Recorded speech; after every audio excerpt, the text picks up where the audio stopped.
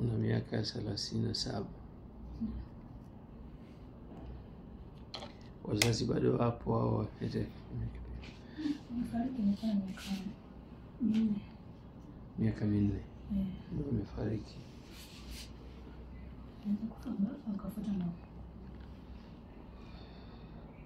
na walikufa kwa ni mawazo au ni maradhi fulani hivi aliwazidia? Tatizo lilikuwa nini? nadhani kwa sababu mfariki nikiwa mdogo. Kwa hata nilipowaoji nikiwa mkubwa ndio nilipoona mimi sina wazazi. Okay. Niweze kuuliza. Yaani ulifariki ukiwa na miaka 4. Bado mdogo, hata kuwafahamu siwafahamu. Naonyesha tu picha.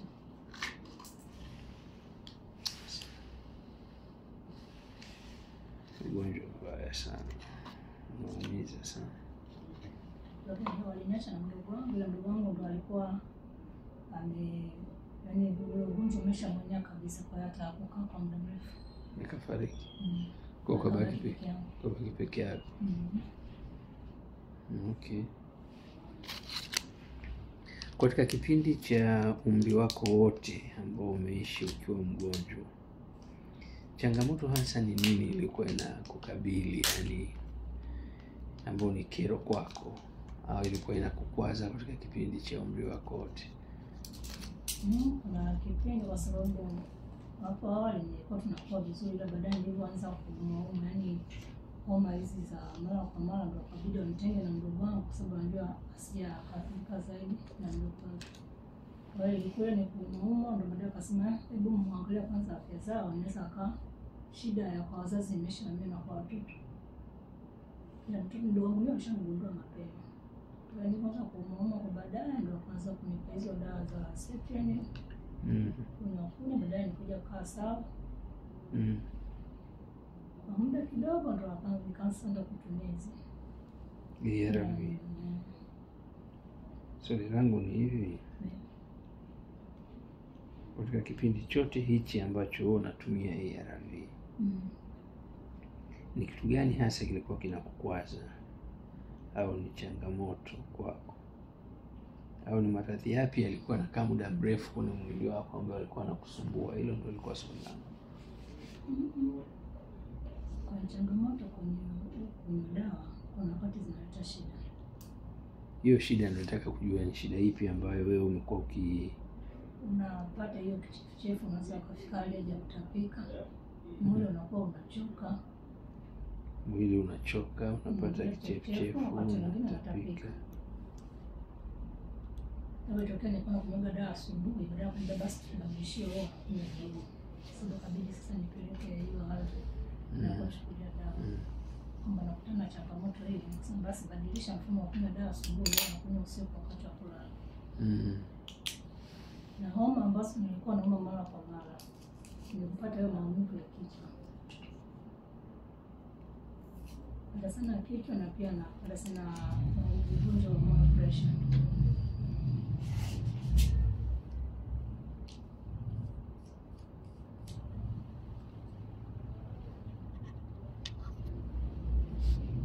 Pressure. Na hii pressure imekutana na wewe ukiwa unatumia ARV.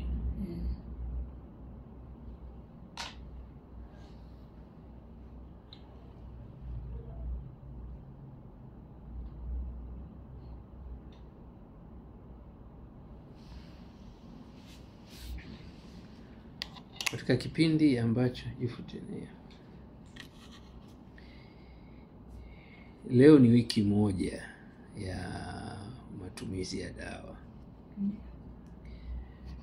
Nataka kupata kauli kutoka kwako, katika wiki moja na ukilinganisha miaka 37 ambao umeishi na VVU,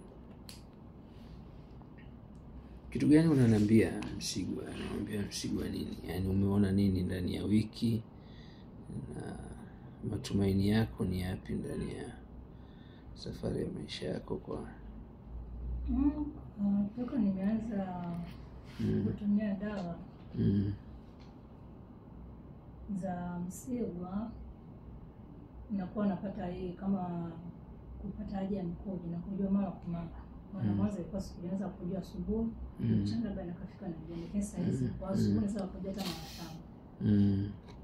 Na pia anajikuta kama yaani mwili kama ulikuwa umechoka sasa umeamka. Mwili umechoka umeamka. Sasa hizo umeamka ni unaweza kufanya chochote ambacho unaweza kufanya, unaweza hata kukimbia, lakini ilikuwa ikinywa zile dawa nilikuwa nani mwili unakuwa kama unachoka. Yaani kama nimefanya kazi nzito afu nimelala yaani nimechoka. Lakini kwa sasa hivi najina ni mwepesi. Sasa hivi unajishughulisha na kazi gani? Sasa hizi ndio niko nategemea kupata ajira hapo external kwenye kiwanda cha nguo. Nimepeleka maombi. Lakini kabla hapo ulikuwa unajishughulisha na nini? Kabla hapo nilikuwa tu mama nyumbani kwa sababu nina mtoto mdogo ambaye anamlea. Ambaye ni mtoto wako? Ana miaka miwili. Kazi za nyumbani unazoshughulika ni zipi? Ambazo ni kazi za mama kawaida au kuna kazi za ziada hapa kibiashara fulani au kazi na kufanya uchoke zaidi au? Hamna kazi nzito kufanya nyumbani. Sasa hivyo kumpikia tu mtoto na kufanya tu usafi ni kazi za kawaida. Na ni kazi za kawaida ambazo kwa mwanamke ni kawaida azifanye.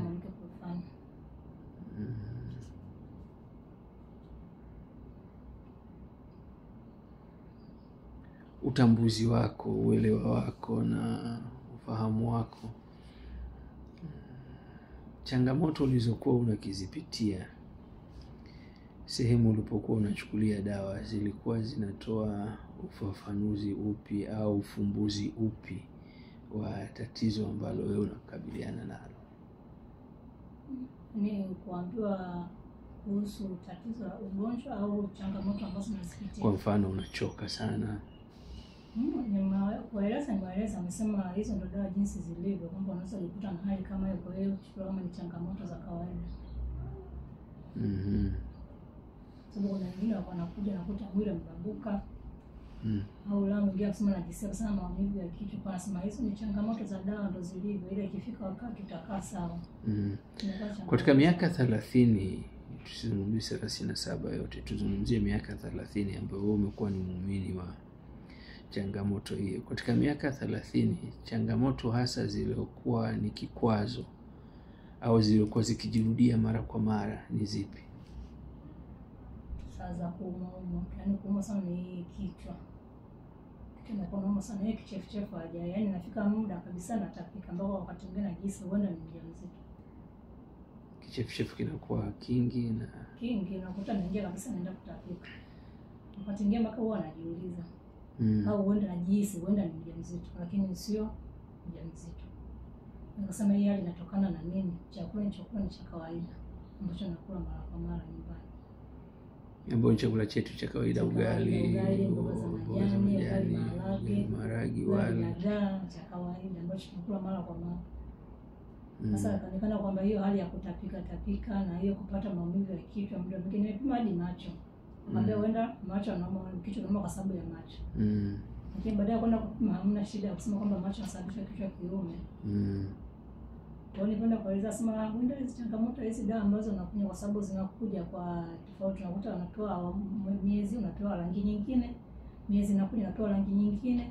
Wewe unaenda kutubadilishia kwa dawa ndio unaleta changamoto kama hizo. Leo unapata rangi hii, kesho unapata rangi. Yaani nilianza kunywa orange. Unaanza kunywa orange. Nikaja kunywa rangi kama tuseme ni kama purple. Ni kama samaki ile imepauka. Baadaye tukaja kutoa na kama ni maziwa, sasa hizi tunatoa rangi nyeupe kabisa. Na kila unapotoka kwenye rangi moja kwenda kwenye rangi nyingine, changamoto yake ni ipi? Changamoto nazo zinabaki kwa pale pale tu, ni zile za kwangu mimi naona hazijawahi kujirudia, zinazorudia ni hizi za mara kwa mara ambazo kwangu mimi huwa nazipata. Unazipata. Kutapika huko inatokea. Inaweza kanakaa haba wiki 2 3 sitapika, ikije inakuja ile hali kabisa mpaka muda wa kula kabisa najisi chef naenda kutapika. Kichwa kianza kuuma kinauma, ile kinavuta kabisa hiki. Mpaka jinsi kama ni mtu mwenyewe anakunywa kabisa tu anadole nitulize maumivu. Okay. Wakati mwingine ndo kama unakuta mwili umechoka ujisi kufanya kitu chochote, unataka tu ulale. Yaani hutaki kufanya kazi. kwa jinsi mwili ulivyochoka. Sababu sasa naamka hadi saa 11 natoka nje nafanya kazi zangu mapema tu na namaliza. Kama natoka nyumbani naenda kwenye kibarua changu. Narudi. Niko vizuri. Ambao ni wiki moja tu hiyo, ambao unaweza kutoka kwenda kwenye kibarua chako kutafuta riziki na kurudi na huko vizuri. Niko vizuri. Changamoto yote.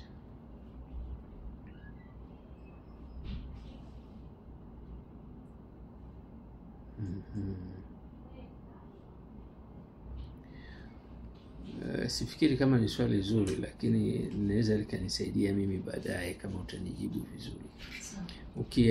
Kwa sababu umeishi kwenye matumizi ya ARV muda mrefu, kwa kuwa unazijua vizuri na kadhia yake au changamoto zake unazijua vizuri, na uchovu na mengineyo ambayo yalikuwa yanajitokeza unayafahamu vizuri. Ukilinganisha wiki moja ya dawa ambazo mimi nimekupa na ukilinganisha miaka takriban 30, ni kitu gani unatamani uendelee kukitumia katika safari ya maisha haya ambayo yapo mbele yako? Kitu ambacho napenda kutumia kama dawa. Ulikuwa unatumia ARV kama dawa ya kupambana na changamoto uliokuwa nayo, na ulikuwa unapata kichefuchefu, maradhi ya mara kwa mara, kichwa. Kadhia hizo zimekuwa zikiendelea katika kipindi kirefu. Na kwa mujibu wa kauli yako unaniambia tokea utumie dawa ambayo mimi nimekupa hadi sasa umekuwa mwepesi. Unaamka saa 11, unafanya shughuli zako. Ule uchovu wote uliokuwa ukikukera haupo. Unatamani kuendelea kutumia 4A9, unatamani kuendelea kutumia ARV. Natamani kuendelea kutumia dawa za msingi, kwa sababu zimekupa tija ya kutosha. Lakini katika udadisi wako, nishakuuliza, naomba nikuulize tena nione kama nitapata jibu lile lile. Katika udadisi wako kwa anayekupa dawa, jitihada zake za kuondoa hizi changamoto zinazokukabili wewe ni zipi? Yani kichwa nini, yani anakupa ARV, hizi ndio madhara yake. Jitihada zake za kuondoa haya madhara yake ili wewe uwe safe ni ipi? Kwa sababu hata kama tulikuwa tunatoa hilo wazo la kumshirikisha changamoto tunazozipitia, jibu ni moja, kwamba dawa ndivyo zilivyo. Na unapoanza kunywa lazima zikupe changamoto moja mbili tatu, na zinakuwa tu za muda mfupi. Baada ya hapo zinaisha. Kwa sababu unakuta ndio utakunywa, unakuta baada ya muda wa mwezi ile hali nyingine baadaye inajirudia tena, kwamba inaonekana kwamba hizi dawa ndivyo zilivyo, kwamba inaweza kukupa changamoto kwa muda, baada ya tena inapotea ile kutapika, labda na kichwa kuuma, unaweza kukuta umesahau kidogo, ila inajirudia tena, kwa sababu tunatoa dawa za muda mrefu. Ndio na mtoto hii hali ni ya muda, ndio changamoto za dawa zilivyo. Kwa hiyo uvumilie, hali itakaa sawa hapo mbele. Sasa wewe ni muda mrefu, hiyo hapo mbeleni ilikuwa inafika au haijafika mpaka leo? Inajirudia, kwa sababu unajua kama hata kama ukienda kusema tena jibu utakupa ni hilo hilo. Naweza kusema na kubadilishia dawa, au watakupa labda kinga nyingine ya kuweza kusolve hiyo changamoto. Nakwambia kunywa tu maji mengi, zaidi kunywa maji mengi. Hiyo hali itakaa sawa, lakini bidii kunywa maji iko pale pale. Na hakuna ufumbuzi yote. Kwa majibu alivyo, hiyo changamoto za dawa ndio zilivyo. Ndio kunywa hizo dawa vizuri na kunywa maji mengi, hiyo itakaa sawa, lakini ukawa kwa hali sawa.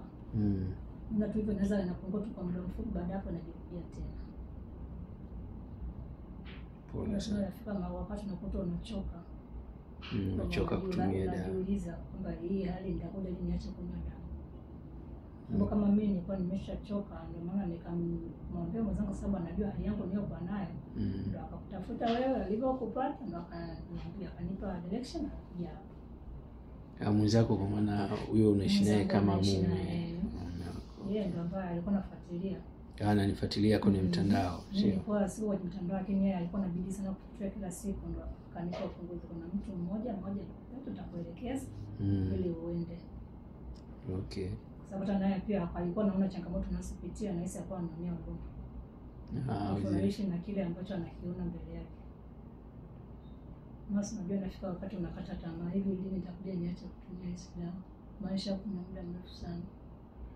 Miaka 30, miaka mingi sana. 30 kitu. Sasa mimi nitakusaidia kitu kimoja. Kwanza nimefarijika, nimekufikisha wiki ambapo kwa matokeo ya kipimo hichi inaonekana kama umepata VVU wiki moja au wiki mbili.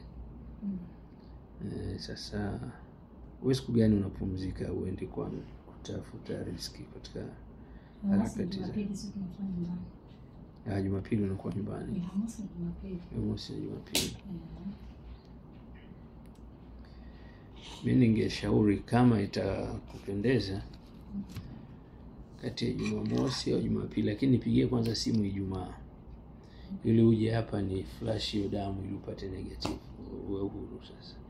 Utachagua kati ya Jumamosi au Jumapili, siku ambayo unajua unaweza kukaa na mimi masaa 3-4.